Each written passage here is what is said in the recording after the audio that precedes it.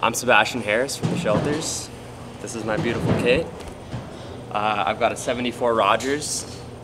So grateful to have it. It's got all the great characteristics that I was looking for in a vintage kit, but it could also take a great beating. So pretty standard for the time period. I've got a 13 by 9, a 16 by I think it's 18, and a 22 by 16 bass drum. It's really, really meaty. Can dig in really nicely, has nice warm round characteristics. Love it, absolutely love it. When we were cutting the record, I was using a 62 Ludwig, and you know, that thing is absolutely stunning, but isn't meant to come out on the road. It's a bit of a museum piece, and so I wanted to find something that could emulate those same characteristics, but like I said, take a bit of a beating and still sound great every night. So man, this thing, it kind of found its way to me through Craigslist, and couldn't be happier. As far as the snare drum goes, it's a pearl free floater, stainless steel, 6.5 by 14. I've got 30 snare wire on the bottom to give it that extra white noise sound. I really, really like that for this particular group. Couldn't be happier with it. I actually picked it up at a pawn shop for 150 bucks. Had a broken throw, fixed the throw.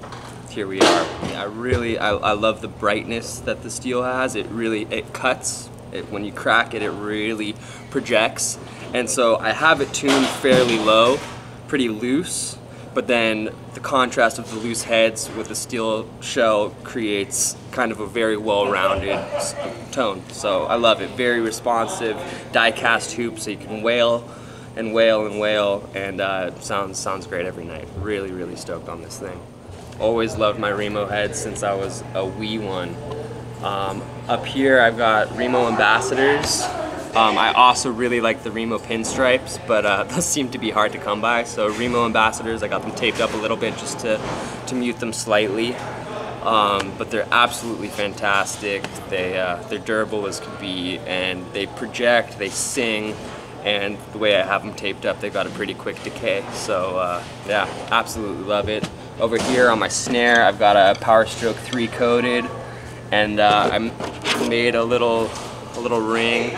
They sell these, but they're never quite big enough for what I'm looking for, so I took an old head and cut it out, and it's kind of pretty perfect.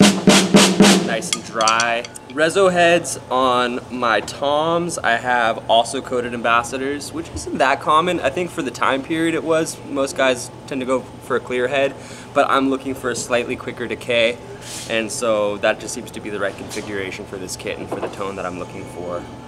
On here I have what they call a Remo Ambassador Hazy, so it's an Ambassador, slightly thicker resonant head, but still much thinner than a batter head.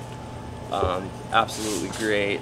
And then cymbals, these I am all about. I'm wild about my cymbals. I am very, very grateful for Sabian for taking really good care of me and helping me find what I was looking for to express my creativity. So starting with a hi-hat, these are relatively new. It's the HH series, the HH Vanguards. These are 15 inches, really, really nice, thin.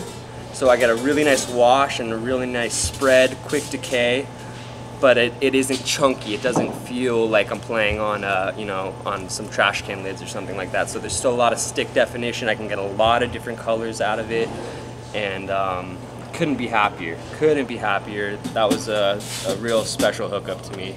Really grateful for those guys. And then up here I have both a 20-inch and a 22-inch Artisan Light Ride.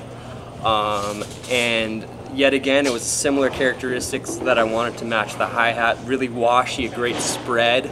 Can really dig in without it having too much attack. It washes it out and it blends really, really nicely. And you can get a million different colors because they are technically a ride cymbal, so you can ride on them and get nice stick definition, or you can use the shoulder of the stick and get a really beautiful wash, and then they're great for accents.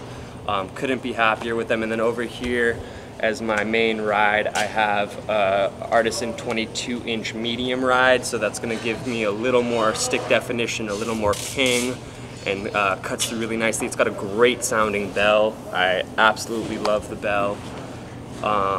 Couldn't be happier. I've been playing Sabian for about 10 years now, and man, just absolutely love the product. Sticks, I'm all about Vader.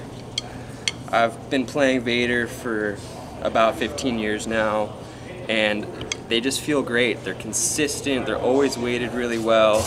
They feel dense. I particularly like a dense feeling stick. I kind of want it to feel heavy for the particular size.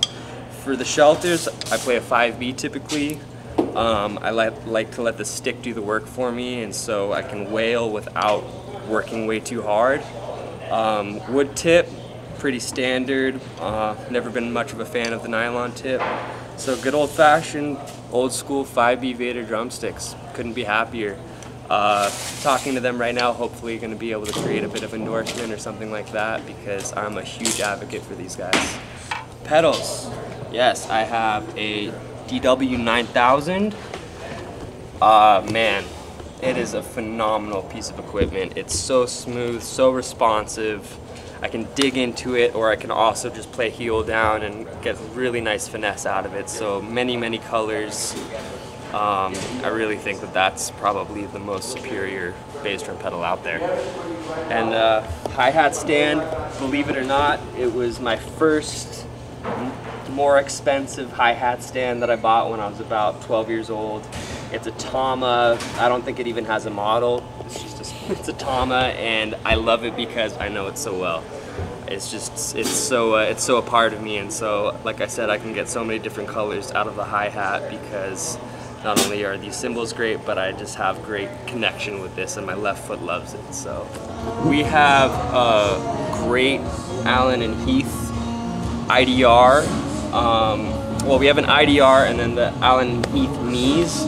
And so what I do for this particular group is we mic the bass drum, the snare, and the hi-hat. We run that into the IDR. All the guys out front can submix that to whatever level they need, and then I get to submix everything here. So I have my kick, my snare, my hi-hat, and then I have all the vocal lines, I have all the guitars, and so I'm able to just dial it in, and honestly, you can kind of set it and leave it. It slightly changes from night to night in the room, but honestly, you're tweaking a couple dB here or there, really minor. I am so over the moon with this system because when you're doing these quick turnaround load-ins at clubs and theaters, you don't necessarily have all the time to connect with the sound guy and get that ideal mix. And so this is kind of bulletproof. It's going to be the same every night, and if it's not, I can tweak it on the fly, and everything's groovy. This one in particular is a DW, kind of standard run-of-the-mill round throne. Never been a fan of the what do they call it? The saddle seat. I like a good round throne, kind of firm, so I feel well rooted and planted and can wail away. Hi, I'm Josh with the Shelters. I'm going to show you some of my guitars here. I'll show you right over here. This is the main guitar I've been playing lately. It's a Gretsch Duo Jet. It's a wonderful guitar. It's one of my favorite kinds of guitars. Cliff Gallup from the Blue Caps, and lots of cool rockabilly guitar players use those, and it's just got a great twangy sound to it. I love that guitar. Alright, so with this guitar, these have Dynasonic single coil pickups, which are a little bit different for normal Gretches. A lot of times they got the Filtertrons, which are a little fatter. These have a twangier sound. I use Diodario 11 gauge strings. I like the 11s because, I don't know, they feel tough to play. They feel good. They feel like guitar strings, and I use the Bigsby a lot on this guitar, so I need to have strings that stay in tune, you know what I mean? With this guitar particularly, the thing I like about it is that kind of twangy sound, that bright sound. So a lot of times I'll use it on the bridge pickup, you know, the downward one, this one here, and you know, I ride the volume knob a lot. It changes the sound of the guitar so much to use the volume knob, so that's kind of my main thing, is the volume knob. You know, I use the amp cranked, and then I just get the volume knob to get different sounds. This one's a beauty. This guitar is very special. I actually don't know the exact year, but it's a mid-60s, I would say probably a 64 or 65 Rickenbacker 36012. It's seen better days because I've been using it. I use it on Rebel Heart. It's the only song I use it on. The single from our record has a 12-string guitar part, and that's why I use this. I love it. I wish I had more excuses to play it in the set. I just use it on that one song, but it's a beauty. This would be a Diodario 10 gauge, whatever that is for 12 strings. Yeah. So this guitar is one that I've been using since the beginning of the Shelters. I used it primarily, it was the only guitar I brought with the 12 string for the first year or two that we were playing, and that's why it's so beat to hell. But it's a kind of a bastard of a Jazzmaster body, and it's got a Telecaster neck and the Bigsby, and it's just telly kind of control system, and this is an old Harmony pickup from an old archtop Harmony. It's like a 50s kind of pickup. And this is a wicked guitar. It's just kind of now I don't know, it's been relegated to the back seat. It's just because I got this Gretsch and I'm liking the sound of that. So I'll keep playing this eventually, though. I kind of been missing it lately. So it's my beater guitar, you know what I mean? It's the one that's gotten me through all the BS in life. This one. This amp is a mid-60s Showman piggyback, blackface. It's a wicked sounding amp. A lot of surf guitar players will use them. Dick Dale is famously known for using the Showman. That's actually what the amp is named after, the surf guitar player Dick Dale.